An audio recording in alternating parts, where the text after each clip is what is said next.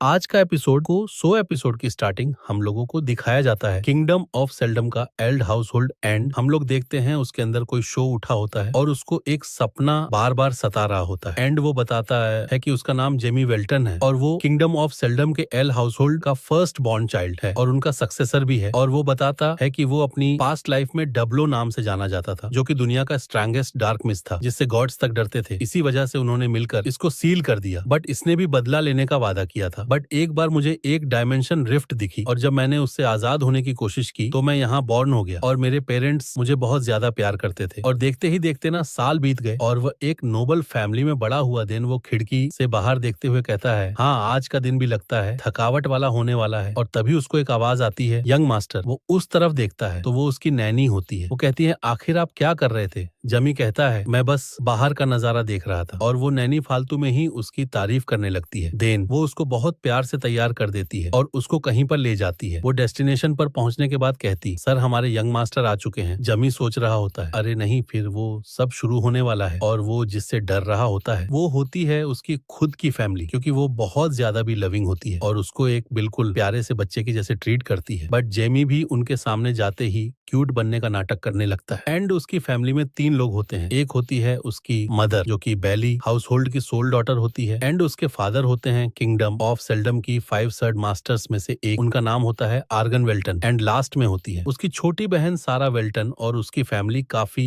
ज्यादा लवली है। इसी वजह से उसको भी क्यूट बनकर रहना पड़ता है, लेकिन ये सब उसको बिल्कुल भी पसंद नहीं है और वो इन्हीं सब चीजों की वजह से काफी ज्यादा थक जाता है एंड अपने रूम में आते ही बेड पे ढेर हो जाता है। एंड वो कहता है, ये तो अच्छी बात है कि मैं थोड़ा सा बड़ा हो गया हूँ, नहीं तो एक छोटे बच्चे की तरीके बोलने में और क्यूट बनने में मेरी हालत खराब हो जाती थी। वैसे मुझे ये घर पसंद भी है क्योंकि यहाँ पर तरीके की फैसिलिटीज हैं और हाँ, एक बहुत बड़ी लाइब्रेरी भी है। और उसके पीछे एक छोटा सा मस्टर टाइप में कुछ आ जाता है। जैमी सोच रहा होता है, मेरी पावर्स अभी बहुत ज्यादा कम है, वैसे इससे भी बुरा कुछ हो सकता था, लेकिन मुझे कम से कम रिंकानेटेड होके दूसरा चांस तो मिला। वो बेवकूफ 12 गॉड्स अभी भी जिंदा है और अभी भी उनका नेचर एक पैरासाइट जैसा है क्योंकि वो अपने फॉलोअर्स पे फीड करते हैं। हालांकि अभी इस टाइम मेरी पावर इतनी भी कम नहीं है क्योंकि इस एरा में डार्क मैजिक प्रैक्टिस नहीं किया जाता। टाइम पूरी तरह से मेरे ही साइड है और तुम पहलगर गॉड्स अपने सिंहासन पे अब मजे कर लो, सिर्फ और सिर्फ तब तक जब तक मैं अपनी फुल स्ट्रेंथ रिगेन नहीं कर लेता। बट तभी वहां पर नैनी आ जाती है जिसको देखकर वो बहुत ज्यादा क्यूट बनने लगता है। बट ये सब उसको सिर्फ और सिर्फ मजबूरी में ही करना पड़ रहा होता है। देन वो अपनी मदर के पास स्टोरी सुनने चला जाता है। देन थोड़ी देर बाद स्टोरी खत्म हो जाती है। उसकी मॉम उससे पूछती है, आखिर तुम्हें स्टोरी कैसी लगी? जैमी कहता है, बहुत अच्छी लगी और मैं भी एक दिन ग्रेट मेज बनूंगा। उसकी मॉम कहती है, मुझे पता है कि तुम बिल्कुल बनोगे क्योंकि तुम काफी ज्यादा स्मार्ट हो। देन वो सार्कास्टिक वे में कहती है, और वैसे भी तुम 3 मेज टीचर्स को तो हरा ही चुके हो, लेकिन तुम चिंता मत करो, फादर ने कहा है वो तुम्हारे लिए दुनिया में सबसे ज्यादा पावरफुल मेज ढूंढेंगे। देन जमी वहां से जाने लगता है। उसके मदर पूछती है, तुम क्या लाइब्रेरी जा रहे हो? वो कहता है, हाँ। देन तभी सीन चेंज होता है एंड हम लोग देखते हैं जमी को जो कि कहीं बैठकर बुक पढ़ रहा होता है। देन वो बुक को बंद कर देता है क्योंकि जो भी वो उसमें ढूंढ रहा होता है वो उसको मिला नहीं होता। उसको बिल्कुल नई मानव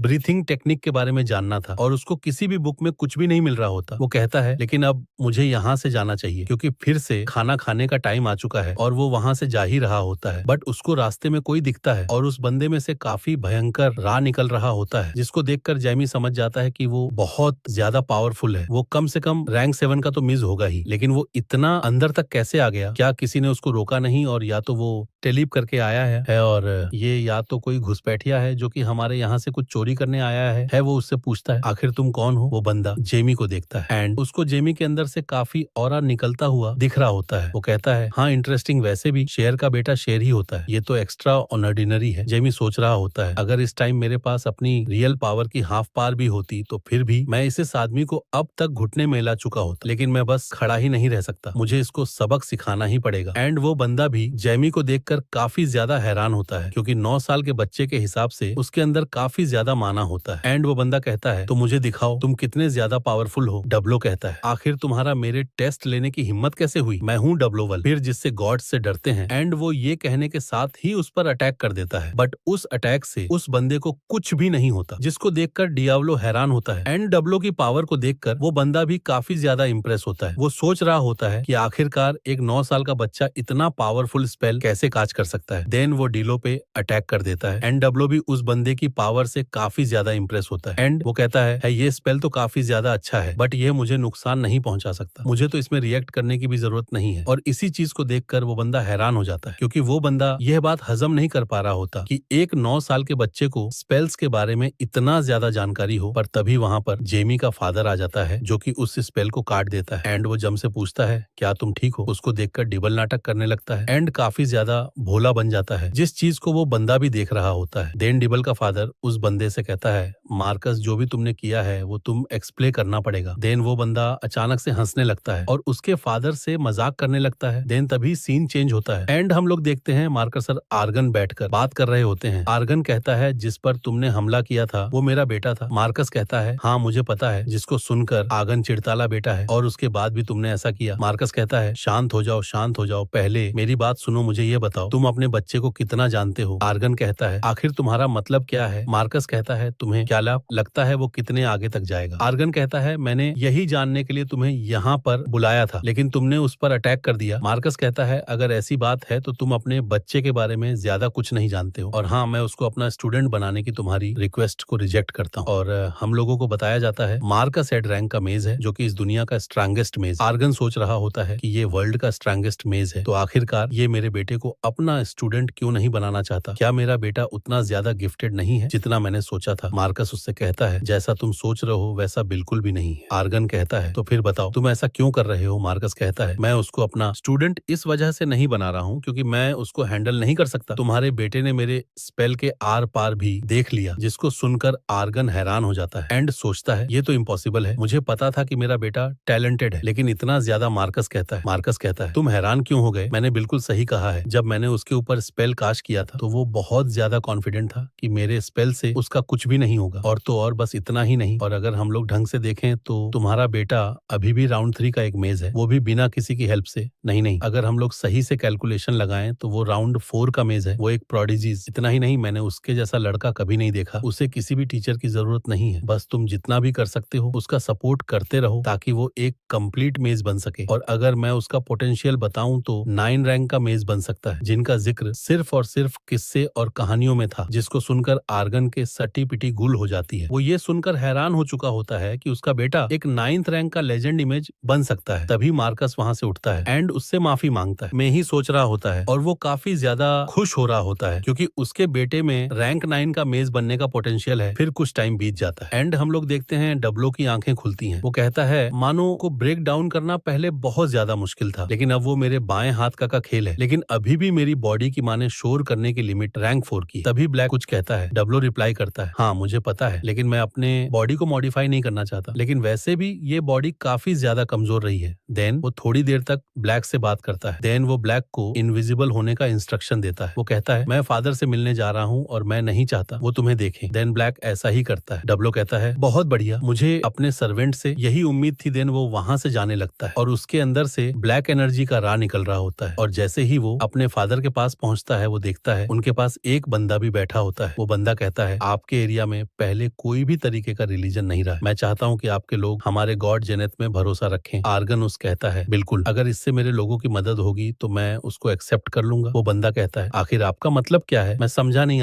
नास कहता है मेरा मतलब बस यही है, तुम्हारे गॉड जेनेथ में भरोसा रखने से मेरे लोगों का फायदा ही होना चाहिए और तभी मैं इसको अलाउ करूंगा, नहीं तो रहने दो फिर। और मुझे ये लगता है आप काफी ज्यादा बिजी हो गए तो शायद से आपको चलना चाहिए। तो वो बंदा मुंह बनाकर वहां से चला जाता है एंड उस बंदे के जाते ही एरोगन उसके एक्सप्रेशन पूरी तरीके से चेंज हो जाते हैं। इसका मतलब ये था वो उस बंदे से हंसी खुशी बात करने का नाटक कर रहा था एंड एवलो भी उन सब की बातें वहां पर छुप कर सुन रहा होता है। और वो उस आदमी को देखते ही कहता है मैं उसको जानता हूँ, वो सिंपल और तो और मैं उसके बूढ़े फ्लश में उसकी घिनौनी पावर को महसूस कर सकता हूँ। कैसे कैसे कैसे कैसे कैसे कैसे जनित, आखिर तुम्हारी हमारा पैर रखने की हिम्मत कैसे हुई, आखिर फादर ऐसा कैसे होने दे सकते हैं, वो क्यों चाहते हैं कि हमारी पब्लिक जनित में फेथ रखे। नहीं, मैं अपने एरिया में बिल्कुल भी ऐसा नहीं होने दे सकता, लेकिन मेरी पावर्स लिमिटेड है, तो ये करने का सिर्फ और सिर्फ एक ही तरीका है, मुझे फादर को उसके अगेंस्ट करना पड़ेगा। देन वो अपने फादर के पास पहुंच जाता है। आर्गनस कहता है जो तुम रात में करने का ट्राई कर रहे थे वो तुमने कर लिया क्या? जेमी कहता है हाँ फादर। देन वो लोग थोड़ी देर तक बात करते हैं बट तभी आर्गन उस कुछ नोटिस करता है जिसको देखकर वो हैरान हो जाता है। वो देख रहा होता है कि जिमी की बॉडी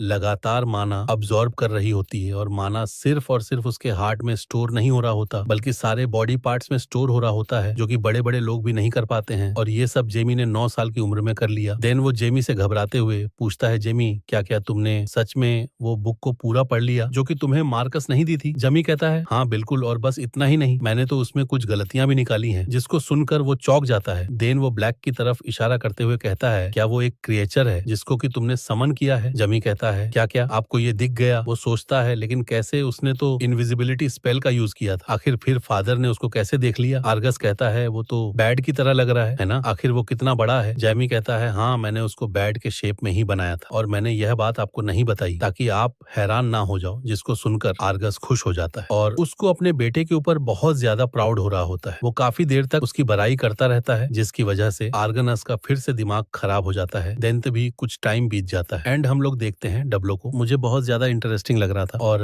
अब मैं उसके बारे में जानना चाहता हूँ। तभी वो उनके ऊपर माइंड कंट्रोल स्पेल का यूज करता है एंड वो लोग डब्लो को सब कुछ सच सच बता देते हैं एंड उसको ह्यूमन ट्रैफिक वाली बात सुनकर काफी ज्यादा गुस्सा आ जाता है। वो सोच रहा होता है अभी तक तो सिर्फ और सिर्फ गॉडी ह्यूमन के बीच में आ रहे थे और यहाँ तो ह्यूमंस भी एक दूसरे को नुकसान पहुंचा रहे हैं। देन उन दोनों को कमांड देता है तुम लोग यहाँ से सीधा एल हाउस रोड में जाओ और वहाँ पर अपने प्लान की सारी डिटेल्स बता दो। देन वो लोग वहाँ से निकल जाते हैं एंड डियाब्लो भी वहाँ से निकलने वाला होता है बट तभी वहाँ पर उनमें से एक बंदे की लाश आके गिरती है एंड हम लोग देखते हैं वहाँ पर कुछ और बंदे भी आ रहे होते हैं और जो उनके टीम का लीडर होता है उसी ने ही लोगों को मारा होता है। डब्लो कहता है आखिर इसकी हिम्मत कैसे हुई मेरे लोगों पर हमला करने की? तभी वो अपने दोनों आदमियों की लाइफ को एक्सटेंड कर देता है एंड वहाँ पर जो बुढ़ा होता है वो डब्लो को देखकर कहता है आखिर कौन हो तुम जिसको मरने का इतना शौक है? एंड वो अपने आदमियों से कह के डब्लो के मरे हुए लोगों को वापस घसीट लगता है जो कि डब्लो की स्पेल की वजह से जिंदा हो चुके होते हैं एंड वो डब्लो के ऊपर एक अटैक कर देता है जिसकी वजह से उसके सर में छेद हो जाता है और वो यही नहीं रुका होता, वो लगातार डब्लो के ऊपर अटैक करता ही जाता है जिसकी वजह से डब्लो अधमरा हो जाता है एंड वो बुढ़ा कहता है बहुत बढ़िया बिल्कुल ऐसे ही तड़पोल सुननी है एंड वो अपने हाथों में बहुत बड़ा सा अटैक बना लेता है। देन वो उस पे शूट भी कर देता है। तभी उसका साथी कहता है सर आपने फिन पर अटैक क्यों कर दिया? वो बुढ़ा कहता है आखिर तुम क्या बकवास कर रहे हो, मैंने उस लड़की पर अटैक किया था। तभी उसके पीछे से एक आवाज आती है तुम्हारा खत्म हो गया क्या? वैसे तुमको अपने साथी को मारकर कैसा लग रहा है? वो बुढ़ा उसके तरफ देखकर सोचता है आखिर ये कैसा क्रिएचर है, ये मरा क्यों नहीं और उसकी बॉडी के आसपास ये ओमनिसरा कैसे निकल रहा है? डोरो कहता है तुम्हारे पास रैंक 3 में जितनी भी पावर नहीं है और तुम एक्टिंग तो ऐसे करते हो जैसे तुम बहुत पावरफुल हो। वो बुढ़ा उससे डरकर पीछे हटने लगता है। देन वो उस पे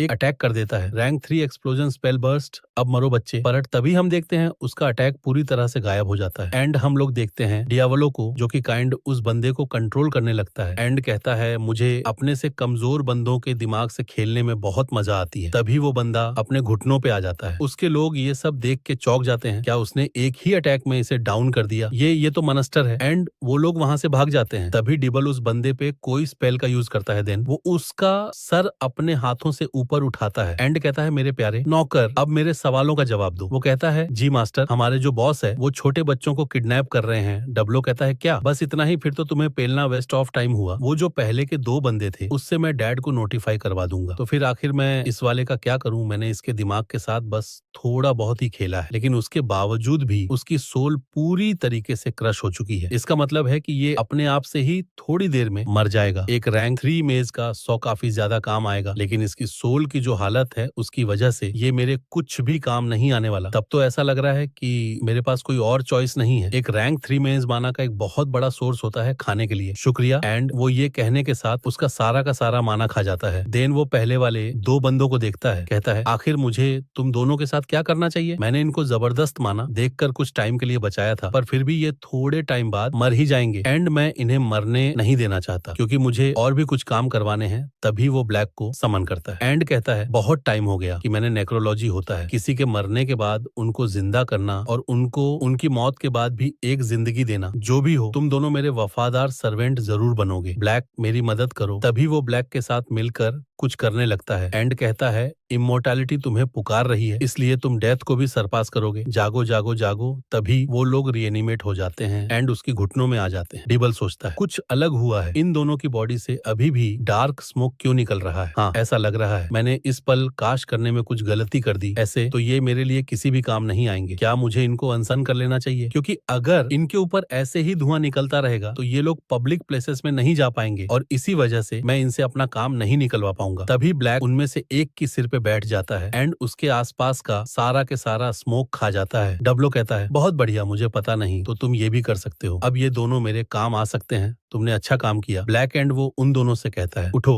अब मैं तुम्हें तुम्हारा नाम दूंगा। तुम्हारा नाम पहले जेम्स था, तुम्हारा नाम अब हो गया है आर्ट एंड फिलिप का, नया नाम होगा राइजा। हाँ, एजार्ड एंड राइजा, कितने बढ़िया नाम है। एजार्ड कहता है क्या तुम ही हमें जिंदा किया है, तो डब्लो कहता है हाँ एजार्ड। जब डब्लो को देखता है तो वो उसकी पावर देखकर चौंक जाता है, क्योंकि डब्लो देखने में सिर्फ और सिर्फ 9 साल का बच्चा है एंड इसके बावजूद उसके आसपास इतना ओमनीसोरा निकल रहा है। ये तो बिल्कुल वैसे ही है जैसे मैंने किताबों में पढ़ा था, एक इविल जिसको एग्जिस्ट नहीं करना चाहिए था। ये देखने में तो वो लग रहा है। डब्लो कहता है बताओ तुम्हें मैं क्या लगता हूँ, एक डिमन किंग या फिर कुछ और। तभी राय से हिम्मत जुटा हुए खड़ा हो जाता है एंड चिल्लाते हुए कहता है मुझे नहीं पता कि तुम डीएम किंग को या और कोई, लेकिन हमा तुम्हारी आंखों में तुम एक इंसान तो बिल्कुल भी नहीं हो। जिसको देखकर डब्लो हैरान हो जाता है, क्योंकि ऐसा पहली बार हुआ है कि उसके सर्वस ने उसके सामने सर उठाने की हिम्मत की है। देन डब्लो अपनी उंगली से कुछ इशारा करता है जिसकी वजह से राइजा जमीन में धंस जाता है और डर के मारे कांपने लगता है। डब्लो कहता है अगर आज के बाद तुमने मुझसे ऐसी बात करने की हिम्मत की तो तुम उसके बाद गलती दराने के लिए जिंदा ही नहीं बचोगे। राइजा कहता है ठीक ठीक सर, मैं समझ गया। डब्लो बताता है सोल का सबमिशन ऐसे ही होता है, फिर चाहे विक्टिम की मर्जी हो या ना हो, वो मेरे ही इशारों पे नाचेगा क्योंकि ये मर जाएगा। एक रैंक 3 मेज का काफी ज्यादा काम आएगा, लेकिन इसकी सोल की जो हालत है उसकी वजह से ये मेरे कुछ भी काम नहीं आने वाला। तब तो ऐसा लग रहा है कि मेरे पास कोई और चॉइस नहीं है। एक रैंक 3 मेनेज माना का एक बहुत बड़ा सोर्स होता है खाने के लिए, शुक्रिया। एंड वो ये कहने के साथ उसका सारा का सारा माना खा जाता है। देन वो पहले वाले 2 बंदों को देखता है, कहता है आखिर मुझे तुम दोनों के साथ क्या करना चाहिए। मैंने इनको जबरदस्त माना, देखकर कुछ टाइम के लिए बचाया था, पर फिर भी ये थोड़े टाइम बाद मर ही जाएंगे एंड मैं इन्हें मरने नहीं देना चाहता क्योंकि मुझे और भी कुछ काम करवाने हैं। तभी वो ब्लैक को समन करता है एंड कहता है बहुत टाइम हो गया कि मैंने नेक्रोलॉजी होता है, किसी के मरने के बाद उनको जिंदा करना और उनको उनकी मौत के बाद भी एक जिंदगी देना। जो भी हो, तुम दोनों मेरे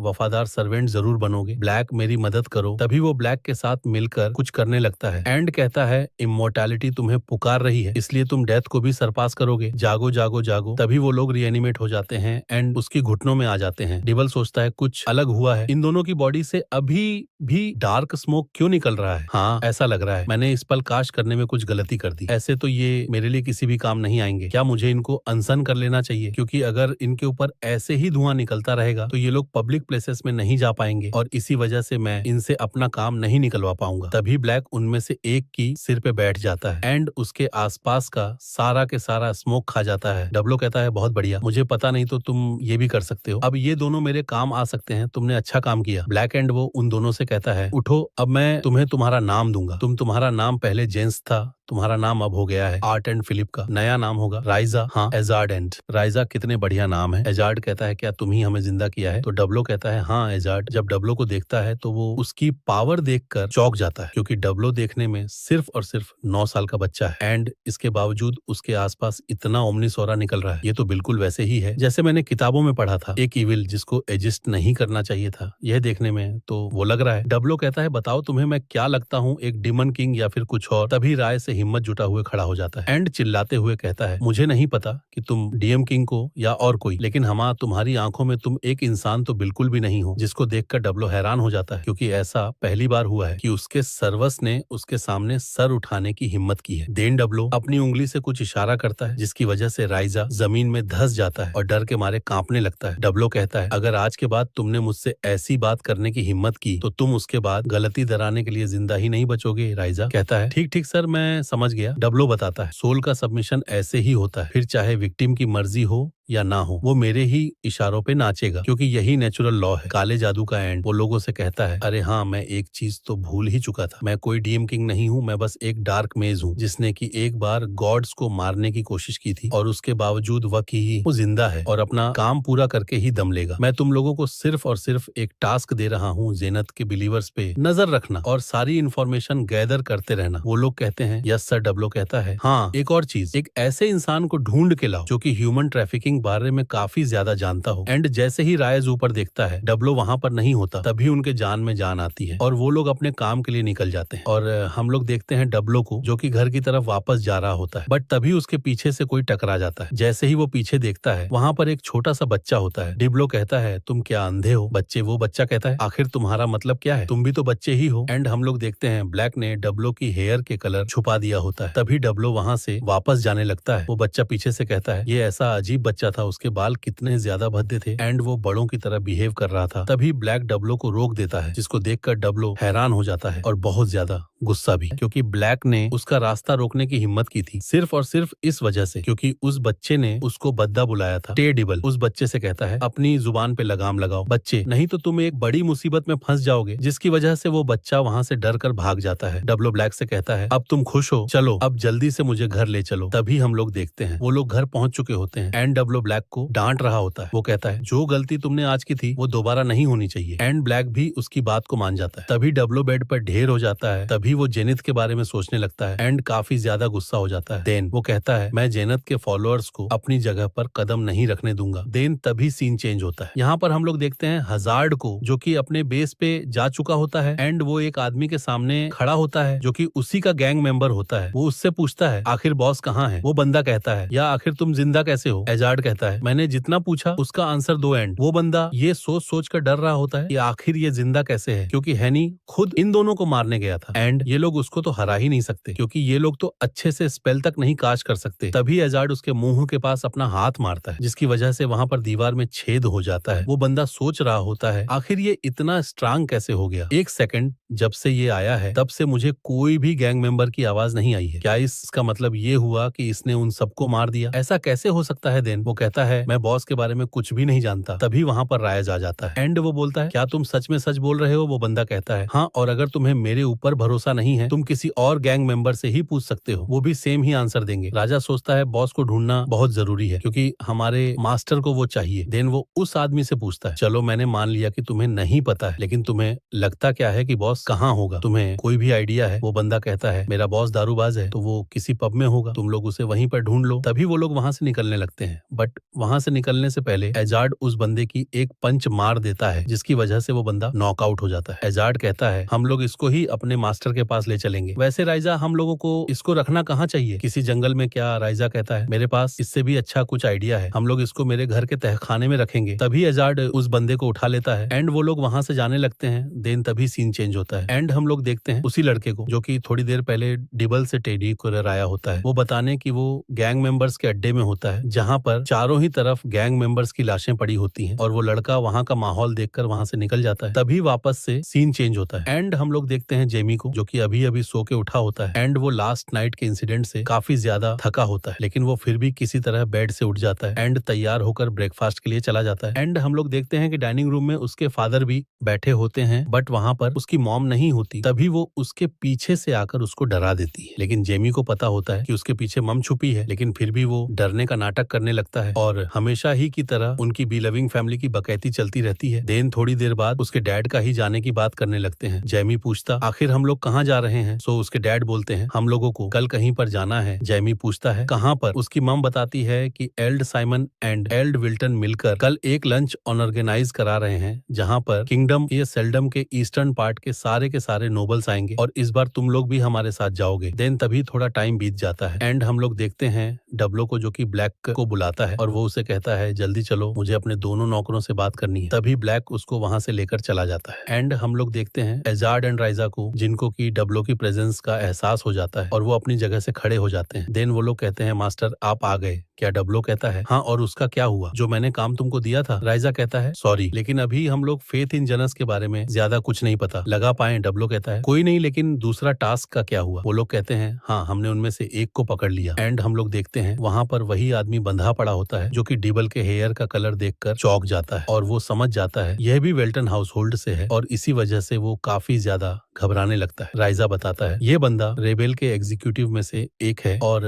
इस बंदे को हम दोनों के मर्डर के प्लान के बारे में भी पता था, लेकिन जब हम लोगों ने इससे बॉस के बारे में पूछा तो उसने कुछ भी बताने से मना कर दिया। ये आखिरी तक बस यही कहता रहा कि इसे कुछ नहीं पता है। डिबल कहता है इसका फैसला तो मैं खुद करूंगा, इसका मुंह खोलो। तभी वो बंदा जोर जोर से चिल्लाने लगता है मुझे छोड़ दो, मैंने कुछ भी नहीं किया है और ना ही मुझे कुछ पता है, लेकिन अगर तुम मुझे जिंदा छोड़ दोगे तो मैं तुम तक इन्फॉर्मेशन लाने के लिए कुछ भी करूंगा। वो बंदा सोच रहा होता ये तो सिर्फ और सिर्फ एक बच्चा है, लेकिन उसके बावजूद मुझे इससे डर क्यों लग रहा है? और तो और इसकी बॉडी से इतना ज्यादा ओमनिस माना कैसे निकल सकता है? डब्लो कहता है मुझे तुम्हें मारने का कोई भी मन नहीं है, बस जैसा मैं कहता हूँ वैसा तुम करते रहना। वो बंदा काफी डरते हुए कहता है मैं कुछ भी करूंगा, जैसा आप कहोगे मैं सब कुछ करने को तैयार हूँ, बस मुझे कुछ भी नुकसान मत पहुंचाना। तभी डब्लो कहता है अपना मुंह बंद रखो, जिसकी वजह से उसका मुंह अपने आप से ही बंद हो जाता है। डब्लो कहता है तुम बस मेरे लिए एक ही चीज कर सकते हो, यहाँ से सीधा एल हाउस होल्ड जाओ, तुम यहाँ से सीधा एल हाउस होल्ड जाओ और तुम्हारी ऑर्गेनाइजेशन जो भी कुछ करने का प्लान कर रही है वहाँ पे उसकी सारी की सारी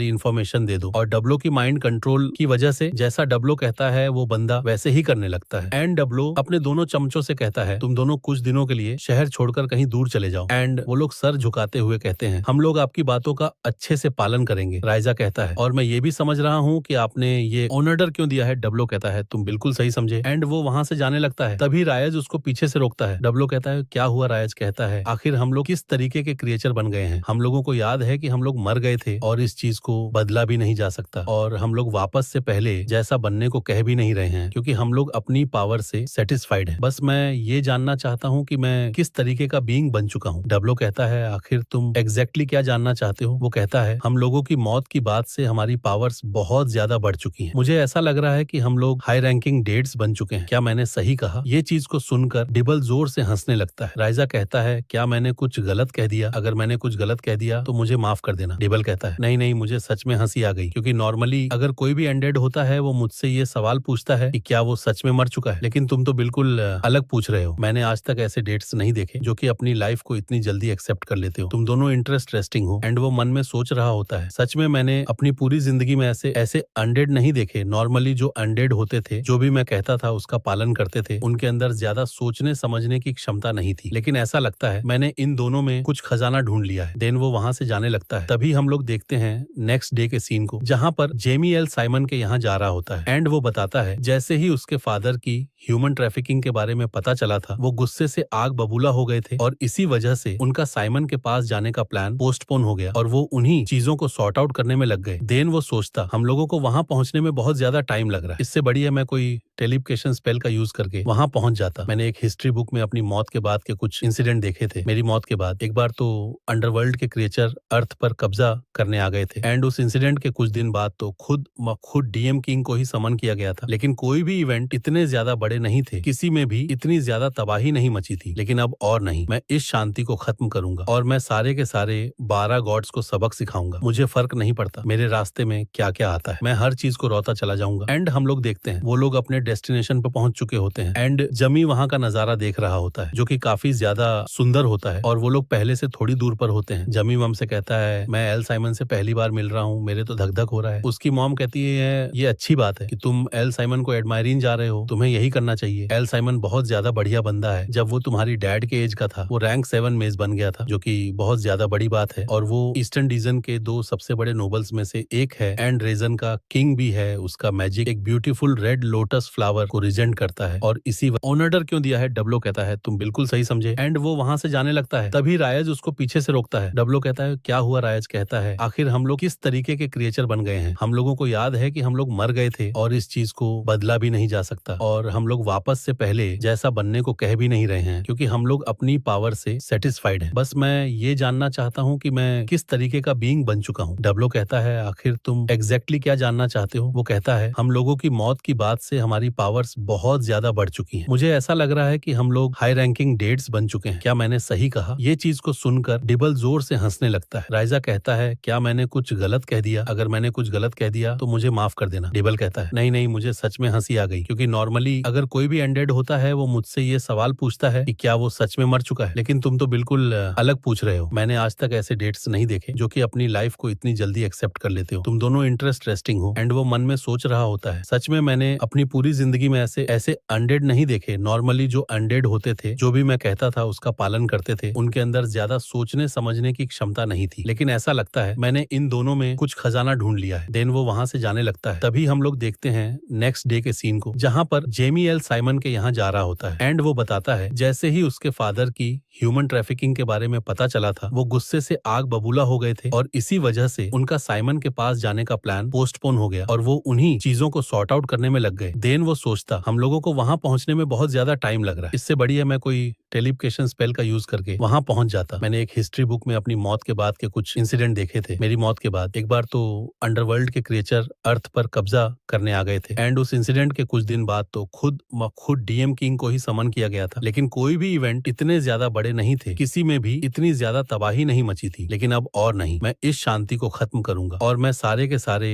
12 गॉड्स को सबक सिखाऊंगा। मुझे फर्क नहीं पड़ता मेरे रास्ते में क्या क्या आता है, मैं हर चीज को रोता चला जाऊंगा। एंड हम लोग देखते हैं वो लोग अपने डेस्टिनेशन पर पहुंच चुके होते हैं। एंड जमी वहां का नजारा देख रहा होता है, जो कि काफी ज्यादा सुंदर होता है। और वो लोग पहले से थोड़ी दूर पर होते हैं। जमी मम से कहता है, मैं एल साइमन से पहली बार मिल रहा हूँ, मेरे तो धक धक हो रहा है। उसकी मॉम कहती है, ये अच्छी बात है कि तुम एल साइमन को एडमायरिंग जा रहे हो, तुम्हें यही करना चाहिए। एल साइमन बहुत ज्यादा बढ़िया बंदा है। जब वो तुम्हारी डैड के एज का था, वो रैंक 7 मेज बन गया था, जो कि बहुत ज्यादा बड़ी बात है। और वो ईस्टर्न डिवीजन के 2 सबसे बड़े नोबल्स में से एक है एंड रीजन का किंग भी है। उसका मैजिक एक ब्यूटीफुल रेड लोटस फ्लावर को रिजेंट करता है और इसी वजह से उसका निक नेम भी यही है, रेड लोटस मेस। और तो और कुछ अफवाह भी है कि उसने एक बार हजारों लोगों की जान ली है। जमी कहता है, अच्छा आखिर वो कैसा इंसान है? उसकी मोम बताती है, उसके हेयर्स बहुत ज्यादा ब्यूटीफुल है, बिल्कुल लाल खून जैसे। जेमी सोच रहा होता है, मुझे फर्क नहीं पड़ता कि उसका नाम रेड लोटस मेज है और या तो वो रैंक 7 का मेज है, लेकिन उसके पास एक ऐसी पावर है जिससे वो हजारों लोगों को एक साथ मार सकता है। क्या इस टाइम में भी ऐसे लोग एग्जिस्ट करते हैं? मैं तो उस बंदे से बात करने के लिए बेताब हो रहा हूँ। जब मैं मार्कस से मिला था तो हम दोनों ने बस थोड़ी सी ही बात की थी, देखते हैं अब इससे मिलने के बाद क्या होता है। एंड हम लोग देखते हैं वो लोग पैलेस में पहुंच चुके होते हैं। तभी एक बंदा उनको वहां से पिकअप करता है एंड उनके रूम तक छोड़ देता है। उसकी मॉम कहती है, ये तो बहुत अच्छी बात है कि अल्जाइमर ने हम लोगों के लिए ऐसी प्रिपरेशन रखी है। जमी कहता है, बिल्कुल सही का दिन। वो सभी लोग तैयार हो जाते हैं और सबसे मिलने के लिए चले आते हैं और उस जगह पर सब कुछ बहुत तगड़े तरीके से सजा होता है। जमी कहता है कि आयल साइमन हमेशा से ही ऐसी लेविस लाइफ जीना पसंद करते हैं। उसकी मॉम कहती है, बिल्कुल सही का, और जब तुम उसको देखना तब तुम चौक मत जाना। तभी कुछ औरतें आकर उसकी मॉम की तारीफ करने लगती हैं। जमी सोच रहा होता है, ये लोग एल हाउस होल्ड का भरोसा जीतने के लिए कितना नाटक कर रहे हैं। मैं ऐसे मतलबी लोगों को अच्छे से जानता हूँ एंड मुझे उनसे सख्त नफरत है और मैं इनके जैसे मतलबी लोगों को अच्छे से जानता हूँ। ये वैसे ही लोग हैं जैसे कि मिथकल एरा में होते थे एंड वो उस टाइम में गॉड से जुड़ने के लिए कुछ भी कर सकते थे। तभी वहां पर एक आदमी आता है एंड कहता है, क्या सब लोग मुझे अच्छे से सुन रहे हैं? मैं एड हाउस होल्ड का एक हबल एंड वफादार सर्वेंट हूँ, जिसको कि आप लोगों के स्वागत करने के लिए अपॉइंट से खुश होंगे। एंड सभी लोगों का वेलकम करने लगता है और साइमन को देखकर जेमी हैरान हो जाता है और सोच रहा होता है, ये तो बहुत ज्यादा पावरफुल है, ये शायद से मार्कस के लेवल का होगा। नहीं नहीं, मुझे लगता है ये उससे भी स्ट्रांग है। मैंने जितना भी सोचा था यह तो उससे भी ज्यादा स्ट्रांग निकला। अब तो और ज्यादा मजा आएगा। तभी वहां पर साइमन आ जाता है एंड वो जीमे की मम से कहता है, आप कैसी हैं? बहुत दिन हो गए हम लोगों के मिले हुए। वैसे एल वेल्टन कहीं नहीं दिख रहे, क्या वो नहीं आएंगे? वो कहती है, नहीं ऐसी बात नहीं है, वो किसी जरूरी काम में फंस गए हैं, इसी वजह से वो कल आएंगे। साइमन कहता है, अच्छा अच्छा, वैसे क्या ये आपका बेटा है? वो कहती है, हाँ ये है मेरा बेटा जेमी विल्टन और ये है मेरी बेटी सारा विल्टन। चलो तुम दोनों अपना इंट्रोडक्शन दो। दिन वो दोनों ही अपना इंट्रोडक्शन देते हैं एंड साइमन जिमी को काफी ध्यान से देख रहा होता है। जिमी सोचता है, ये तो मुझे सिर से लेकर पैर तक निहार रहा है, तो फिर तो उसे कुछ ना कुछ इंटरेस्टिंग दिखाना ही पड़ेगा। और तभी जिमी अपनी थोड़ी सी पावर शो करता है, जिसको देखकर साइमन मुस्कुराता है एंड कहता है, तुम्हारा नाम जमी है ना? जमी कहता है, बिल्कुल। साइमन कहता है, तुम मुझसे बाद में मिलना, तब हम लोग अच्छे से बात करेंगे। जमी कहता है, बड़ी खुशी से। और इसी के साथ साइमन वहां से चला जाता है। जेमी सोच रहा होता है, जितना मैंने सोचा था यह तो उससे भी ज्यादा इंटरेस्टिंग निकला, इससे बात करने में तो और भी ज्यादा मजा आएगा। और हम लोग देखते हैं जैसे ही साइमन अपनी फैमिली के पास जाता है, उसका बेटा उससे पूछता है, वो जो वेल्टन हाउस होल्ड का लड़का है वो कैसा है? साइमन कहता है, आखिर तुम्हें 9 साल के बच्चे में इंटरेस्ट कब से आने लगा? उसका लड़का कहता है हालांकि वो अभी बच्चा है, लेकिन आगे चलकर वेल्टन हाउस होल्ड का वही तो हेड बनेगा और इसी वजह से मैं अपनी एज के नोबल्स को अच्छे से समझना चाहता हूँ। साइमन कहता है वो एक ब्राइट बच्चा है, क्या तुम्हें और उसके बारे में जानना है? साइमन की वाइफ अपने बेटे से कहती है उसके साथ अच्छे रिलेशन बना के रखना, क्योंकि हम लोगों की एलायस वेल्टन के साथ काफी लंबे समय से रही है और तुम उसको खराब मत करना। वो कहता है आप चिंता मत करो, मैं बिल्कुल ऐसा नहीं करूंगा। देन वो अपने मन में सोचता है मॉम मुझे माफ कर देना, क्योंकि मैं कभी भी इस तरीके के चीजें को एप्रिसिएशन नहीं करूंगा, मैं उसको अपने सामने झुका के ही रहूंगा। तभी साइमन उसके कंधे पे हाथ रखता है एंड कहता है जैसा कि मुझे अपने बच्चे से उम्मीद थी। एंड ये सब चीजों को उसकी बहन दूर से देख रही होती है और एक काफी क्रीपी सी स्माइल कर होती है। तभी हम लोग देखते हैं जिमी को, जो कि उस जगह से निकलकर गार्डन में घूमने के लिए गया होता है एंड वो अपने से बात करते ही आगे बढ़ता रहता है। तभी उसके पीछे से किसी की आवाज आती है। जिमी उसी की तरफ अपना वेपन चार्ज कर देता है। वो देखता है कि वो होती है एक बच्ची, जिसको देखते ही वो अपना अटैक वापस ले लेता है। उसके अटैक को देखकर वो लड़की काफी जोर से डर जाती है और रोने लगती है। वो कहती है आखिर तुम कैसे लड़के हो जो तुम लड़की पर हाथ उठा रहे हो? जी मैं कहता है वो तो अच्छा हुआ कि तुम्हारी वो अटैक कलेक्ट नहीं हुआ, तुम्हें इस बात की वजह से मेरे लिए टैंक फुल होना चाहिए। वैसे तुम हो कौन और तुम मेरा पीछा क्यों कर रही थी? आखिर तुम्हारा नाम क्या है? तभी वो लड़की नकरी दिखाने लगती है, क्योंकि वो जेमी को सिम्प समझ रही होती है, लेकिन उसे क्या पता कि हमारा जो जिमी है वो सिम्प नहीं सिग्मा है। वो कहता है जो भी तुम गेम खेलना चाहती हो मैं उसको खेलने के मूड में बिल्कुल भी नहीं हूँ। एंड वो ये कहने के साथ ही उस लड़की के पैर के पास अटैक कर देता है, जिसकी वजह से वो लड़की काफी ज्यादा डर जाती है। वो कहता है ये एक रैंक 2 का स्पेल था, एयर बुलेट। अगर किसी भी इंसान के पास लो मैजिक रेजिस्टेंस होगा तो ये बुलेट उसकी बॉडी की आर पार भी जा सकती है, और एक छोटी सी बच्ची तो पक्का इसके लिए एक बेहतर एग्जाम्पल होगा। तो यह बताओ क्या तुम अभी भी मेरे सवालों को जवाब नहीं देना चाहती हो? इन सब चीजों की वजह से वो लड़की काफी ज्यादा डर जाती है और रोने लगती है। वो कहती है मेरा नाम ऐश है, ऐश बेलेट। जिम कहता है बेलेट, हाँ तुम क्या विस्काउंट बेलेट की घर की हो? वो बताती है हाँ मैं बेलेट हाउस होल्ड की लड़की हूँ एंड मैं एक एलिमेंटलिस्ट भी हूँ। ये सुनकर जिमी हैरान हो जाता है एंड सोचता है एलिमेंटलिस्ट तो काफी ज्यादा रेयर पाए जाते हैं, और तो और काफी सारे लोग बहुत मेहनत मशक्कत करने के बाद भी एलिमेंटलिस्ट नहीं बन पाते, और ये लड़की कह रही है कि एलिमेंटलिस्ट है। ऊपर से इतनी छोटी सी एज में मैं नाम क्यों नहीं बता रहे? आखिर तुमने इतने पावरफुल स्पेल का मेरे ऊपर यूज किया है। जेमी बताता है मैं हूँ जेमी वेल्टन, वेल्टन हाउस होल्ड का बेटा। तुमसे मिलकर मुझे अच्छा लगा एस बेलेट। वैसे मैंने कुछ सुना है कि तुम्हारे फादर विस्काउंट बेलेट मेरे फादर के एक बहुत अच्छे सर्वेंट है। तभी हम लोग देखते हैं एल्फ वेल्टन को, जो कि एक गुंडे के सामने खड़ा होता है एंड उसने उस गुंडे को बंदी बनाया होता है। वो कह रहा होता है तो तुम लोग थोड़ा बहुत प्रॉफिट कमा रहे थे, जिससे कि मुझे कोई भी फर्क नहीं पड़ता, मैं बस तुम लोगों पर दया दिखा रहा था। लेकिन आखिर तुम्हारी मेरी साम्राज्य के अंदर ह्यूमन ट्रैफिकिंग करने की हिम्मत हुई कैसे? तुम लोगों ने ऐसा करके बस अपनी मौत को बुलावा दिया है। अगर तुम लोग ऐसा ही चाहते हो तो मैं तुम्हें वो दूंगा जो तुम डिजर्व करते हो। एंड वो वहां से जाते हुए अपने लोगों से कहता है कि इसको कल फांसी में लटका देना। वो वहां से साइमन की ओर निकल जाता है एंड हम लोग देखते हैं जब उन गुंडों को फांसी दी जा रही होती है तो उनका बॉस भी थोड़ी दूर से उन लोगों को देख रहा होता है। वापस से सीन चेंज होता है एंड हम लोग देखते हैं जेमी को एंड ऐश उसका पीछा कर रही होती है। जेमी कहता है आखिर तुम मेरा पीछा क्यों कर रही हो? तुम्हारे फादर मेरे फादर के नौकर हैं, लेकिन तुम मेरे पीछे पीछे क्यों आ रही हो? तभी ऐश रोते रोते उसका हाथ पकड़ लेती है एंड कहती है क्योंकि मैं कभी भी अपनी एज की लड़के से नहीं मिली हूँ और मैं बस तुम्हारी दोस्त बनना चाहती हूँ। जिस चीज को सुनते ही जिम्मे के होश उड़ जाते हैं एंड थोड़ी देर सोचने के बाद वो आंस निकलने लगता है एंड कहता है तुम किसी और को ढूंढ लो, मैं तुम्हारा दोस्त नहीं बन सकता, जिसकी वजह से ऐश रोने लगती है। जेमी सोच रहा होता है कितनी बेवकूफ बच्ची थी, दोस्त बनाना या दूसरों की केयर करना हम लोगों को अपने ऑब्जेक्टिव से दूर ले जाता है। मैंने बहुत टाइम पहले ही ये फीलिंग को त्याग दिया था। तभी उसके पीछे से उसको कोई पुकारता है एंड हम लोग देखते हैं वो होता है एल साइमन का बड़ा बेटा, और ऑब्वियसली उसके साथ 2 चमचे भी होते हैं। जमी उससे पूछता है आखिर तुम्हें क्या चाहिए, तुम यहाँ पर क्यों आए हो? जिसको सुनते ही उसके जो चमचे होते हैं वो उसकी काफी ज्यादा बढ़ाई करने लगते हैं एंड जमी पर चिल्लाने लगते हैं, जिसकी वजह से जमी की बुद्धि सनक जाती है एंड वो कहता है शांत हो जाओ। उसकी बात उन लोगों के कान में जाते ही वो दोनों अपने मुंह से कुछ भी नहीं बोल पा रहे होते हैं। वो जितना भी कोशिश करे बट उनके मुंह से कोई भी शब्द नहीं निकल रहा होता, जिसको देखते ही एल्फ के सांप सूख जाता है। वो कहता है क्या तुमने इन लोगों पे साइलेंस स्पेल का यूज किया? जम कहता है कम से कम तुम इतना तो पता ही है, तुम एक बंदर होते हुए भी काफी ज्यादा इवॉल्व कर गए हो। इस चीज को सुनते ही एल्फ काफी ज्यादा गुस्सा हो जाता है। वो कहता है मैं तुमसे बड़ा हूँ, आखिर तुम्हारी हिम्मत कैसे हुई मुझसे ऐसे बात करने की? जमी कहता है इससे फर्क नहीं पड़ता कि तुम बड़े हो या मैं छोटा हूँ, तुम्हारा काम क्या है वो बताओ, और अगर तुम ऐसा नहीं करते हो तो मैं तुम्हें भी चुप करवा करवा दूंगा। एल्फ कहता है मैं यहाँ पर तुमसे फाइट करने नहीं आया हूँ, मुझे बस तुमसे थोड़ी बात करनी थी। जेमी कहता है मुझे सुनना ही नहीं है, जल्दी से यहाँ से दफा हो जाओ। एल्फ कहता है तुमने सुना नहीं क्या कि वो दोनों क्या कह रहे थे? तुम्हें पता नहीं कि मैं कौन हूँ? जेमी कहता है हाँ मुझे पता है, तुम एल साइमन के बेटे हो। एल्फ कहता है ये तो बड़ी अच्छी बात है कि तुम्हें सब चीज पता है, तो क्या हम लोग फॉर्मली कन्वर्सेशन नहीं कर सकते हैं? अगर हम लोग अभी से ही दोस्ती कर ले सो अपने टाइम के सबसे बड़े नोबल बन सकते हैं। सो क्या सोचते हो, क्या हम लोग दोस्त बन सकते हैं? जेमी कहता है नहीं, मुझे तुम में और तुम्हारे गेम्स में कोई भी तरीके की इंटरेस्ट नहीं है। तुम्हारा अगर काम खत्म हो गया हो तो यहाँ से दफा हो। जिसकी वजह से एल्फ गुस्सा हो जाता है और एक मैजिक स्टिक निकालकर जेम के सामने तान देता है। उसके बिहेवियर में सडन चेंज देखकर जिमी पैरा तो हैरान होता है, बट देन थोड़ी देर में वो स्माइल करने लगता है और कहता है ओह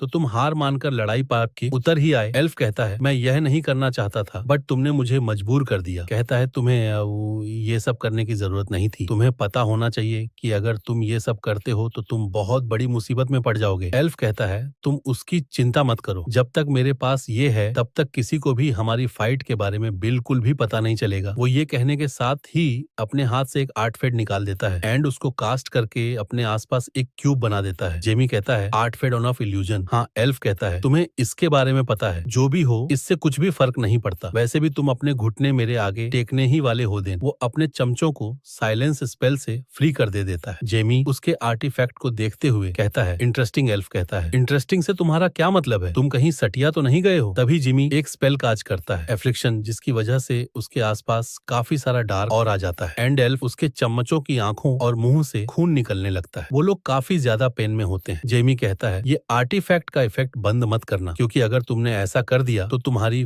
फैमिली मेंबर्स तुम्हारा पेन देख नहीं पाएंगे। तभी वो तीनों और भी ज्यादा दर्द में कराने लगते हैं और बहुत ज्यादा चिल्लाने लगते हैं एंड हम लोग देखते हैं एल्फ को, जिसकी हालत बहुत ज्यादा खराब होती है, वो काफी ज्यादा कांप रहा होता है एंड सोच रहा होता है मैं इसको खत्म कर दूंगा, इससे मैं अपना बदला लेके ही रहूंगा, बट ऐसा मैं करूंगा कैसे? मुझे तो ऐसा लग रहा है कि वो रैंक 4 मेज है, लेकिन मैं सिर्फ और सिर्फ रैंक 2 का मेज हूँ। आखिर मैं इन सब पचड़े में कैसे ही पड़ गया? एक सेकंड, लेकिन वेल्टन हाउस होल्ड तो अपनी तलवारबाजी के लिए जाना जाता है, तो फिर आखिर ये चूजा इतना अच्छे तरीके से मैजिक कैसे यूज कर पा रहा है? देन वो बदला लेने का सोचते हुए वहां से निकलने लगता है। देन तभी सीन चेंज होता है एंड हम लोग देखते हैं एल्फ को, जो कि कहीं पर अपने चमचों के साथ जा रहा होता है। उसके चमचे कहते हैं क्या तुम श्योर हो कि तुम ये चीज करोगे? एल्फ कहता है आखिर हमारे पास और कोई रास्ता भी तो नहीं है, इसलिए अपना मुंह बंद करो और मेरे पीछे पीछे आओ। तभी उसके पीछे से किसी की आवाज आती है, बड़े भैया। और हम लोग देखते हैं वहां पर होता है उसका छोटा भाई लेनन। एल्फ उससे पूछता है कि आखिर वो यहाँ क्या कर रहा है? लेनन अपने हाथ में एक आर्टिफैक्ट दिखाते हुए कहता है अब आखिर मेरे बड़े भाई को किसी चीज की जरूरत हो तो मैं शांत कैसे बैठ सकता हूँ? एल्फू चीज को देखकर काफी ज्यादा घबरा जाता है एंड कहता है तुम्हें इतना पावरफुल आइटम कहाँ से मिला? लेनन कहता है आपको इससे फर्क नहीं पड़ना चाहिए, अब जल्दी से जाओ और उस चूजे को मजा चखा दो। एल्फ उसकी बात मान जाता है एंड उस आर्टिफैक्ट को ले लेता है। देन तभी सीन चेंज होता है एंड हम लोग देखते हैं एल वेल्टन को एंड वो भी यहाँ पर आ चुका होता है एंड साइमन उसका स्वागत कर रहा होता है। वो दोनों ही आपस में हाथ मिलाते हैं एंड एक दूसरे का हालचाल पूछते हैं। देन वो लोग बात करने के लिए अंदर चले जाते हैं। वेल्टन पूछता है कि लंच कैसा गया? साइमन कहता है जैसे हमेशा जाता है। बाय द वे मैंने तुम्हारे लड़के से बात की थी। वेल्टन पूछता है अच्छा ऐसी बात है, तुम्हें मेरा लड़का कैसा लगा? साइमन बताता है कि तुम्हारे लड़का बहुत ज्यादा टैलेंटेड है, इतना ज्यादा टैलेंटेड कि कोई इमेजिन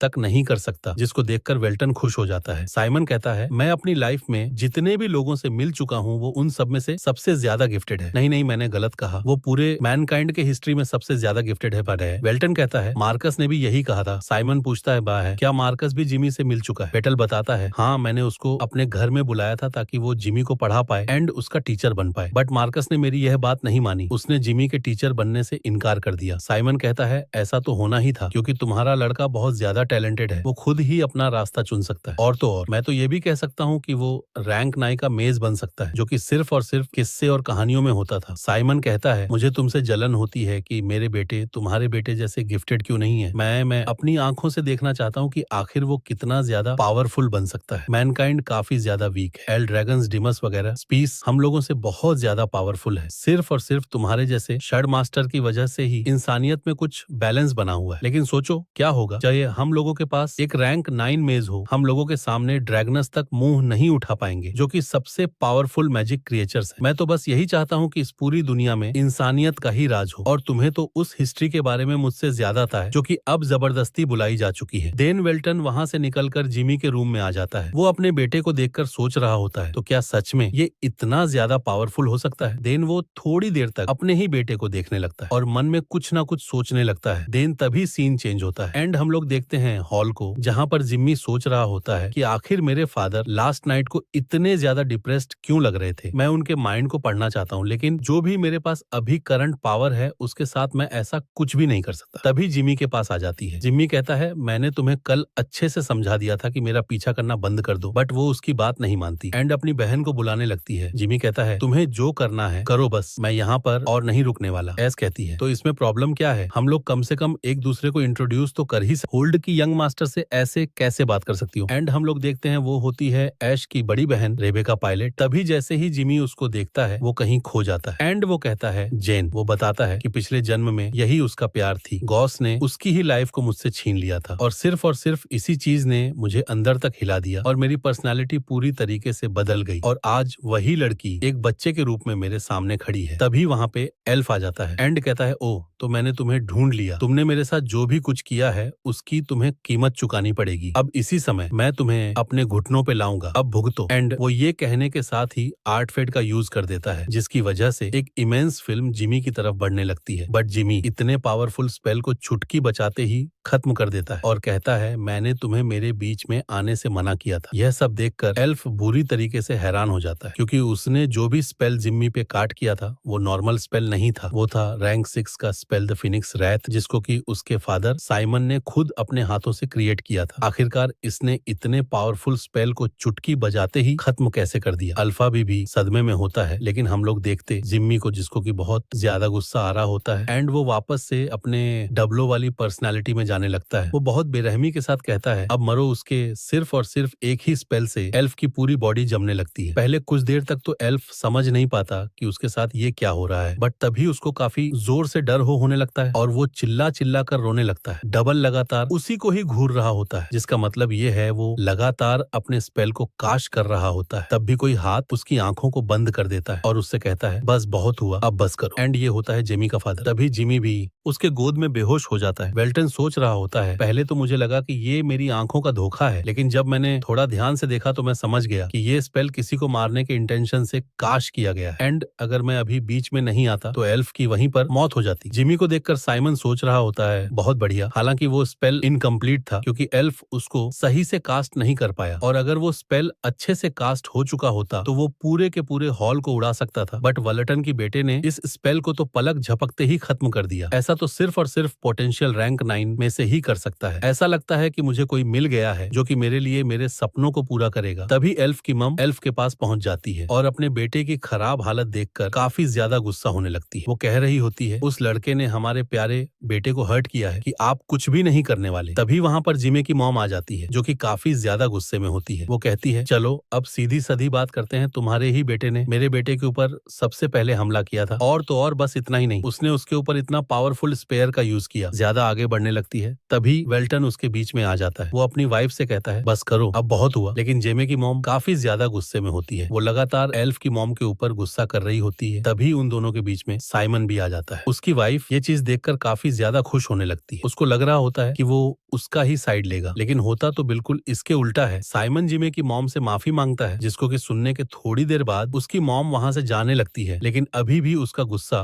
पूरी तरीके से खत्म नहीं हुआ होता। देन उन लोगों के निकलने के बाद साइमन सभी लोगों से माफी मांगता है, जिसकी वजह से पूरा हॉल खाली हो जाता है। तभी एल्फ की मॉम साइमन पर काफी ज्यादा गुस्सा हो जाती है एंड कहती है, एल्फ तुम्हारा ही बेटा है, लेकिन फिर भी तुम उसके लिए क्यों नहीं खड़े हुए? साइमन कहता है, चुप हो जाओ, और यहाँ पर बहुत सारे लोग हैं, हम लोग अंदर जाकर बात करेंगे, इसलिए जल्दी से अंदर जाओ। और अंदर जाने के बाद भी उसकी वाइफ साइमन पर चिल्ला रही होती है, लेकिन साइमन उसको पूरी तरीके से इग्नोर कर रहा होता है। वो एल से पूछता है, आखिर तुमने ऐसा क्यों किया? और तो और ये मत कहना कि तुमने बस ये सब मेरी अटेंशन पाने के लिए किया। लेकिन एल्फ कुछ भी जवाब नहीं दे रहा होता। साइमन कहता है, अपना मुख खोलो, क्या तुम्हें पता भी है कि जो भी तुम जल्दबाजी में डिसीजन लेते हो उससे सभी लोगों पे गलत इम्पैक्ट पड़ता है? और ये ये सब चीजें हमारी किंगडम के लिए बिल्कुल भी फेवर में नहीं है। एल्फ काफी ज्यादा डरते हुए कहता है, मैंने इन सब चीजों के बारे में बिल्कुल भी नहीं सोचा, मैं बस उस चीजों को मजा चखाना चाहता था। साइमन उससे पूछता है, आखिर तुम्हें वो आर्टफेट किसने दिया? वही आर्टफेट जिसमें की फिनिक्स रथ थी। एल्फ अपने मुंह से अपने भाई का नाम नहीं बता पा रहा होता, वो काफी ज्यादा रो रहा होता है। साइमन कहता है, एल्फ तुम्हें पता है मैं कोई भी सवाल दोबारा नहीं पूछता, अब तुम्हारे पास सिर्फ और सिर्फ लास्ट चांस है, मुझे बताओ कि वो तुम्हें किसने दिया? एल्फ डर के मारे अपने भाई का नाम ले लेता है। तभी उसके भाई को वहाँ पर बुलाया जाता है, जिसकी वजह से लेनन वहाँ पर आ जाता है। वो इस बात से काफी ज्यादा गुस्सा होता है कि उसके भाई ने उसका नाम ले लिया, लेकिन वो फिर भी बहुत इनोसेंट सा चेहरा बना लेता है। एंड कहता है, फादर क्या आपने मुझे बुलाया था? साइमन कहता है, सच सच बताओ, क्या वो तुम ही थे जिसने की एल्फ को उसके हाथों में फिनिक्स थी का आर्टफेट दिया? लेनन कहता है, आपने बिल्कुल सही कहा, वो मैंने ही दिया था। साइमन पूछता है, आखिर तुमने इतना खतरनाक आइटम उसको क्यों दिया? लेनन बहाना बनाते हुए कहता है, क्योंकि एल्फ मेरा भाई है और मैं उसको दुखी होता हुआ नहीं देख सकता था, इसी वजह से मैंने उसकी हेल्प करने के इंटेंशन से उसको वो दिया था। साइमन कहता है, नहीं नहीं नहीं, ये बात नहीं है, तुमने ये सब इस वजह से किया था क्योंकि तुम अपने बड़े भाई को कंट्रोल करना चाहते थे। जिसको सुनते ही लेलन चौंक जाता है। वो सोच रहा होता है, आखिरकार इनको कैसे पता चला? साइमन कहता है, तुम दोनों लोग हमेशा यही सोचते होगे कि मैं तुम दोनों पर ध्यान क्यों नहीं देता। मैं ऐसा इस वजह से नहीं करता क्योंकि हालांकि तुम लोग मेरे बेटे ही हो, लेकिन फिर भी तुम लोगों में वो टैलेंट नहीं है जो मैं अपनी बेटों से चाहता था। और अगर तुम लोगों को सच में मेरी अटेंशन चाहिए तो ये फालतू की चीजें करना बंद कर दो और कुछ ऐसा काम करो जिससे कि ये प्रूव हो जाए कि तुम लोग मेरा ही खून हो। तुम लोगों ने जो कुछ भी किया है उसका फल ही लोगों को मिलेगा। इसी वजह से कल तुम लोग जेमी वेल्टर से माफी मांगने जाओगे और तुम लोग तब तक उससे माफी मांगोगे जब तक वो माफ नहीं कर देता। एल्फ को चिम के सामने जाने से डर लग रहा होता है, सो अपने भाई से कहता है, लेनन क्या तुम मुझसे माफी मांगने जाओगे? बट लेनन कुछ भी जवाब नहीं दे रहा होता। वो बिल्कुल शांत खड़ा होता है और उसके दिमाग में सिर्फ और सिर्फ उसके फादर की बातें गूंज रही होती। देन तभी सीन चेंज होता है एंड हम लोग देखते हैं जिमी को जो कि सो रहा होता है। उसके पास उसकी मॉम खड़ी होती है एंड वो थोड़ी देर पहले की इंसिडेंट के बारे में ही सोच रही होती है। वो अपने इमोशंस पे ज्यादा कंट्रोल नहीं कर पा रही होती। तभी आर्गन उस भी वहाँ पर आ जाता है एंड अपनी वाइफ को संभालता है। वो उसको दिलासा देता है एंड कहता है, जो भी तुम मुझसे चाहती हो वो मैं करूंगा। देन वो लोग वहाँ से निकल जाते हैं एंड हम लोगों को पता चलता है कि जिमी जग रहा होता है। वो सोच रहा होता है कि मेरे पेरेंट्स मेरी काफी ज्यादा चिंता कर रहे हैं और आखिर करें भी क्यों ना, क्योंकि मैंने पहली बार अपना कंट्रोल खोया है और अगर वहाँ पर फादर नहीं आते तो मैं एल्फ को मार चुका होता। दिन वो आंखें बंद करके जेन के बारे में सोचने लगता है। वो सोच रहा होता है, मुझे तो विश्वास ही नहीं हो रहा है कि वो भी मेरे साथ रीइंकारनेट हुई है, लेकिन मेरे सेल हुए काफी साल बीत चुके हैं। सो मेन सवाल ये है, वो तब रीइंकारनेट क्यों नहीं हुई? वो बस तभी रीइंकारनेट हुई है जब मैं रीइंकारनेट हुआ। क्या ये सब बस किस्मत है या इन सभी चीजों को कोई कंट्रोल कर रहा है? बस मुझसे ये मत कहना कि इन सभी चीजों के पीछे वही पाल गॉड्स हैं। अरे यार, आखिर मैं ये सब सोच ही क्यों रहा हूँ? क्योंकि अगर वो गॉड्स को मेरे रीइंकारनेशन के बारे में पता होता तो वो लोग मुझे जिंदा नहीं छोड़ते और फिर से मुझे कैद करने के लिए यहाँ पर आ जाते। दिन वो अपनी आंखें बंद कर लेता है और तभी सीन चेंज होता है और हम लोग देखते हैं एक आदमी को जो कि एक कबूतर के थ्रू किसी को मैसेज भेज रहा होता है एंड उस मैसेज में जिमी के बारे में लिखा होता है और वो बंदा उस कबूतर को उड़ा देता है। तभी कुछ टाइम बीत जाता है और हम लोग देखते हैं जिमी को जो कि गार्डन में टहल रहा होता है एंड वो जेन के बारे में ही सोच रहा होता है। तभी उसको कहीं से पानी की आवाज आती है जिसको सुनते ही वो चौकन्ना हो जाता है एंड जब वो उस आवाज को पीछा करता है वो देखता है वहां पर बैठी होती है जैना जिम। उससे बात करता है। वो सोच रहा होता है जेन इस लाइफ में भी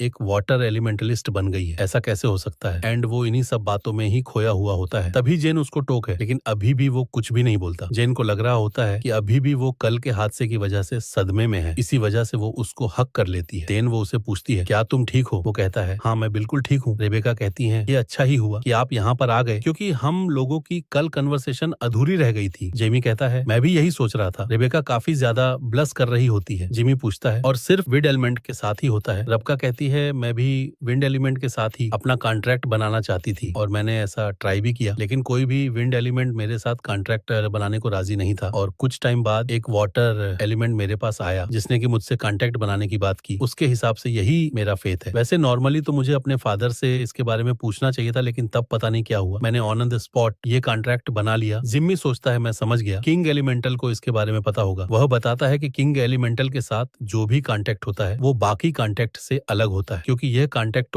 सोल से होता है। एंड मेरे ख्याल से जैसे ही जेन की सोल रेबेका के रूप में रीइंकारनेट हुई, वैसे ही इन सब चीजों के बारे में किंग एमेंटर को पता चल चुका होगा। जिम्मी रेबेका से कहता है, अच्छा तो फिर क्या हुआ था? क्या विस्काउंट बेले ने तुम्हारे ऊपर चिल्लाया था? वो कहती, नहीं, बस वो थोड़ा सा मुझसे डिसअपे थे, जो कि मैं भी हुई हूँ। जिम्मी कहता है, है ऐसी बात नहीं है, तुम थोड़ी स्पेशल हो क्योंकि मैंने आज तक ऐसी एलिमेंटल स्पिरिट के बारे में नहीं सुना है जो कि अपने आप से ही लोगों से कॉन्ट्रैक्ट बनाने के लिए इंसिस्ट करती हो, इसलिए तुम्हें अपने ऊपर कॉन्फिडेंस होना चाहिए। देन वो वहां से जाने लगता है। रेबेका सोच रही होती है, मैं चाहती थी ये थोड़ी देर और बैठकर मेरे साथ बात करें। एक सेकंड, आखिर मैं ब्लश क्यों कर रही हूँ? देन हम लोग देखते हैं जिमी को, क्योंकि साइमन की हाउस होल्ड में वापस आ चुका होता है और जैसे ही वो उसके अंदर कदम रखता है उसके सामने खड़े होते हैं साइमन के दोनों बेटे। वो उनसे पूछता है, आखिर तुम्हें क्या चाहिए? तुम लोग यहाँ पर क्या कर रहे हो? तभी एल्फ उसे सॉरी बोलने लगता है। जिमी पहले तो कुछ समझ नहीं पाता कि आखिर ये सब चल क्या रहा है, बट देन वो सब कुछ समझ जाता है कि साइमन ने एल्फ को अपनी गलती की माफी मांगने के लिए मेरे पास भेजा है। वो कहता है, अच्छा यह सब तो ठीक है, लेकिन तुम्हारे बगल में ये जो लड़का खड़ा है ये कौन है? एल बताता है, ये मेरा छोटा भाई है। जिम्मी कहता है, तो फिर ये यहाँ पर क्यों आया है? क्या तुम्हें अकेले मेरे सामने आने से डर लगता है? लेनन कहता है, ऐसी बात नहीं है, एक्चुअली वो बंदा मैं ही था जिसने उसको आर्ट फेट दिया था, जिसका यूज करके इसने तुम्हारे ऊपर हमला किया। यह सुनते ही जिमी को गुस्सा आने लगता है। वो उससे उसका नाम पूछता है। लेनन अपना नाम बताता है। जिमी उसकी केल एनर्जी को नोटिस कर रहा होता है और उसको देखकर वो यह कंक्लूजन होशियार है, लेकिन मैं यह सोच रहा हूँ आखिर एल्सा इमर इतनी ज्यादा पोटेंशियल को देख क्यों नहीं पा रहे हैं? वो अपने बेटों से इतना ज्यादा डिसअपे क्यों है? तभी लेनन बहुत क्षणा बनते हुए कहता है, एल्फ ने अपनी गलती की माफी मांग ली है और ऑब्वियसली तुमने उसको माफ कर ही दिया होगा, सो अब हम लोगों को यहाँ से चलना चाहिए। जिसकी वजह से जिमी इरिटेट होने लगता है एंड वो एल्फ से कहता है, एल्फ मुझे ऐसा लगता है कि अपने हाउस होल्ड में तुम्हें अपनी पोजीशन बनाने के लिए काफी ज्यादा मेहनत करनी पड़ेगी। मैंने सही कहा ना लेनन? तभी जिमी लेनन के बिल्कुल पास पहुंच जाता है एंड कहता है, तुम लोग चाहे जो भी करो मुझे उससे फर्क नहीं पड़ता, बट अगर लास्ट इंसिडेंट में तुम भी इवॉल्व थे और या तो उसके मास्टरमाइंड थे तो एक छोटी सी पनिशमेंट तो तुम्हारे लिए भी बनती है। जिसको सुनते ही लेनन चौंक जाता है और थोड़ा डरने लगता है। कभी लेनन को एक डार्क रात घेरने लगता है। उसको अपनी बॉडी बिल्कुल कोल्ड महसूस हो रही होती है। उसको ऐसा लग रहा होता है कि वो जमा जा रहा है। तभी वो अपने घुटनों पे गिर जाता है और उसको चारों तरफ अंधेरे में सिर्फ और सिर्फ एक ही चीज दिख रही होती है, जो कि बहुत बड़े सी आग, जो कि जिमी को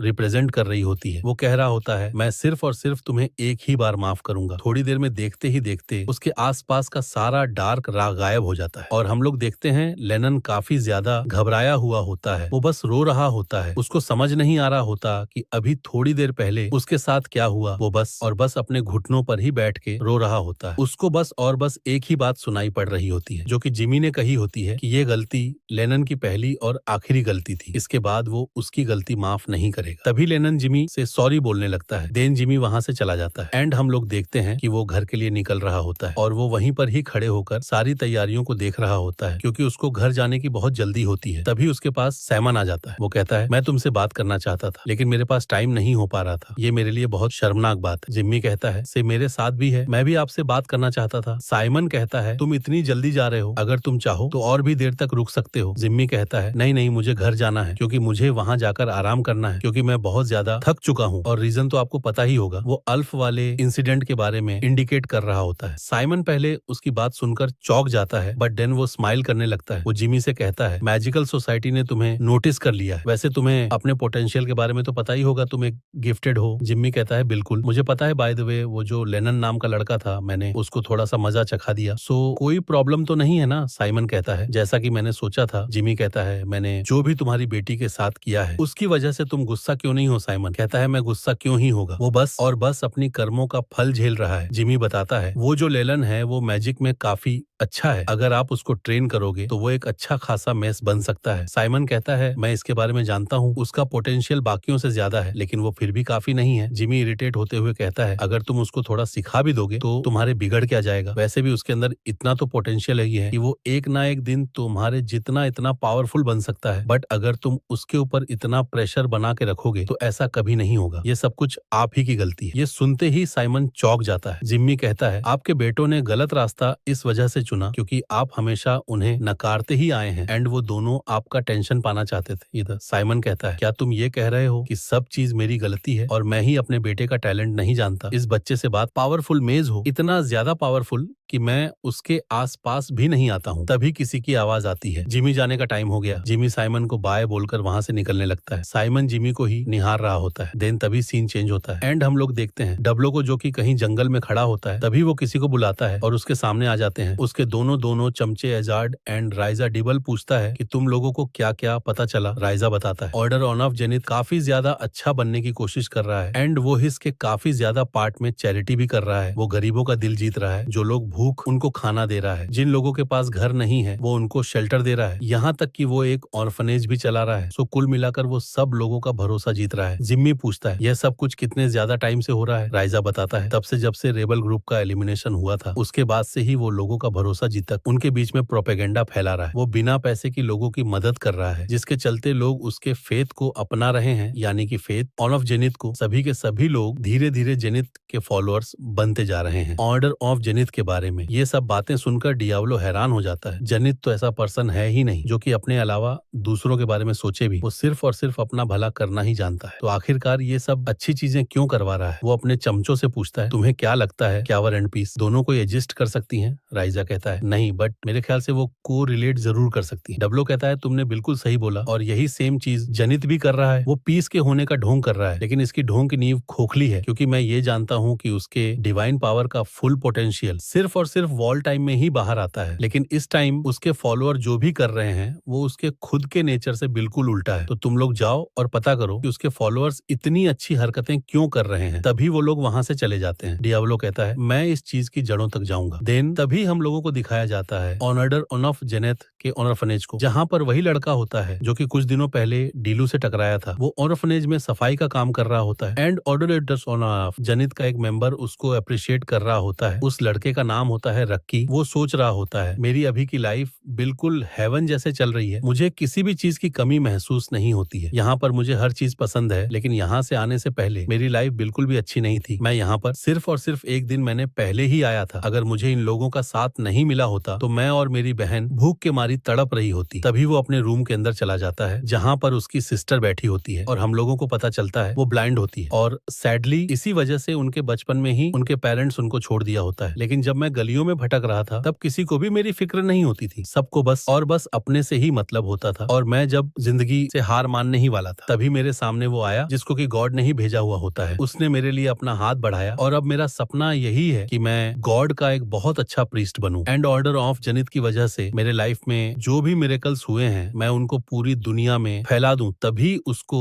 उसके कुछ फ्रेंड्स बुलाने लगते हैं और उसको पता चलता है कि उनमें से एक लड़का गॉड का प्रीस्ट बनने के लिए चुना गया है, जिसकी वजह से वो थोड़ा जेलस भी होता है। देन तभी सीन चेंज होता है एंड हम लोग देखते हैं डब्लो को जो कि आसमान की ऊंचाइयों में होता है और वो कहीं जा रहा होता है। देन वो ब्लैक से कहता है कि हम लोग बस पहुंचने ही वाले हैं, नीचे उतरो। तभी उसको कोई बंदा दिखता है जो कि जमीन में पड़ा होता है। जब डिबल उसके पास पहुंचता है तो उसको उसकी बॉडी से कुछ रा निकलता हुआ महसूस हो रहा होता है एंड जब वो उसकी छड़ी देखता है तब उसको पता चलता है कि ये बंदा एक प्रीस्ट है। लेकिन उसको ये सोच के हैरानी हो रही होती है कि आखिर एक प्रीस्ट यहाँ पर पड़ा हुआ क्यों है। तभी उसके पास जाकर अपना पैर उसके सर पर रख देता है एंड कहता है क्या मुझे इसे मार देना चाहिए। बट तभी वो बंदा उसका एक पैर पकड़ लेता है। उसके अचानक से ये करने की वजह से डिबल थोड़ा हड़बड़ा जाता है। तभी वो बंदा बताता है कि वो भूखा है और ये कहने के साथ ही वो डब्लो के पैरों में गिर जाता है। लेकिन ये सब चीजें डब्लो को बिल्कुल भी पसंद नहीं आ रही होती। वो सोचता है मैं उसको यहीं पर भूख से तड़प तड़प के मरने के लिए छोड़ दूंगा एंड वो ऐसा ही करता है। देन तभी सीन चेंज होता है एंड हम लोग देखते हैं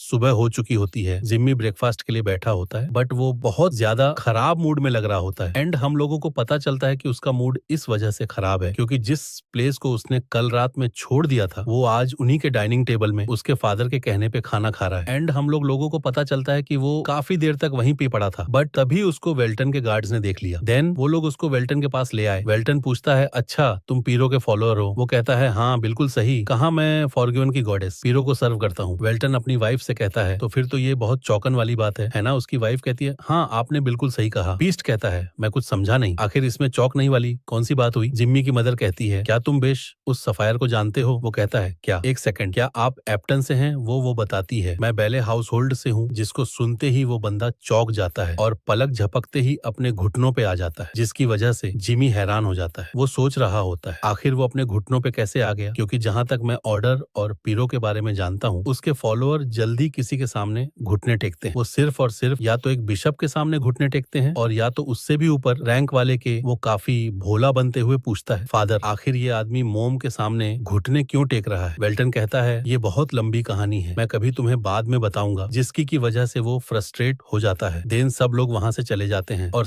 और सिर्फ वेल्टन एंड वो आदमी ही बात कर रहे होते हैं से हार मानने ही वाला था। तभी मेरे सामने वो आया जिसको कि गॉड ने ही भेजा हुआ होता है। उसने मेरे लिए अपना हाथ बढ़ाया और अब मेरा सपना यही है कि मैं गॉड का एक बहुत अच्छा प्रीस्ट बनूं एंड ऑर्डर ऑफ जेनिथ की वजह से मेरे लाइफ में जो भी मिरेकल्स हुए हैं मैं उनको पूरी दुनिया में फैला दूं। तभी उसको उसके कुछ फ्रेंड्स बुलाने लगते हैं और उसको पता चलता है कि उनमें से एक लड़का गॉड का प्रीस्ट बनने के लिए चुना गया है, जिसकी वजह से वो थोड़ा जेलस भी होता है। देन तभी सीन चेंज होता है एंड हम लोग देखते हैं डब्लो को जो कि आसमान की ऊंचाइयों में होता है और वो कहीं जा रहा होता है। देन वो ब्लैक से कहता है कि हम लोग बस पहुंचने ही वाले हैं, नीचे उतरो। तभी उसको कोई बंदा दिखता है जो कि जमीन में पड़ा होता है। जब डिबल उसके पास पहुंचता है तो उसको उसकी बॉडी से कुछ रा निकलता हुआ महसूस हो रहा होता है एंड जब वो उसकी छड़ी देखता है तब उसको पता चलता है कि ये बंदा एक प्रीस्ट है। लेकिन उसको ये सोच के हैरानी हो रही होती है कि आखिर एक प्रीस्ट यहाँ पर पड़ा हुआ क्यों है। तभी उसके पास जाकर अपना पैर उसके सर पर रख देता है एंड कहता है क्या मुझे इसे मार देना चाहिए। बट तभी वो बंदा उसका एक पैर पकड़ लेता है। उसके अचानक से ये करने की वजह से डिबल थोड़ा हड़बड़ा जाता है। तभी वो बंदा बताता है कि वो भूखा है और ये कहने के साथ ही वो डब्लो के पैरों में गिर जाता है। लेकिन ये सब चीजें डब्लो को बिल्कुल भी पसंद नहीं आ रही होती। वो सोचता है मैं उसको यहीं पर भूख से तड़प तड़प के मरने के लिए छोड़ दूंगा एंड वो ऐसा ही करता है। देन तभी सीन चेंज होता है एंड हम लोग देखते हैं सुबह हो चुकी होती है। जिम्मी ब्रेकफास्ट के लिए बैठा होता है बट वो बहुत ज्यादा खराब मूड में लग रहा होता है एंड हम लोगों को पता चलता है कि उसका मूड इस वजह से खराब है क्योंकि जिस प्लेस को उसने कल रात में छोड़ दिया था वो आज उन्हीं के डाइनिंग टेबल में उसके फादर के कहने पे खाना खा रहा है एंड हम लोगों को पता चलता है कि वो काफी देर तक वहीं पे पड़ा था बट अभी उसको वेल्टन के गार्ड्स ने देख लिया। देन वो लोग उसको वेल्टन के पास ले आए। वेल्टन पूछता है अच्छा तुम पीरो के फॉलोअर हो। वो कहता है हाँ बिल्कुल सही। कहा मैं फॉरगिवन की गॉडेस पीरो को सर्व करता हूँ। वेल्टन अपनी वाइफ से कहता है तो फिर तो ये बहुत चौंकन वाली बात है ना। उसकी वाइफ कहती है हाँ आपने बिल्कुल सही कहा। पीस्ट कहता है मैं कुछ समझा नहीं, आखिर इसमें चौंकने वाली कौन सी बात हुई। जिम्मी की मदर कहती है क्या तुम बेश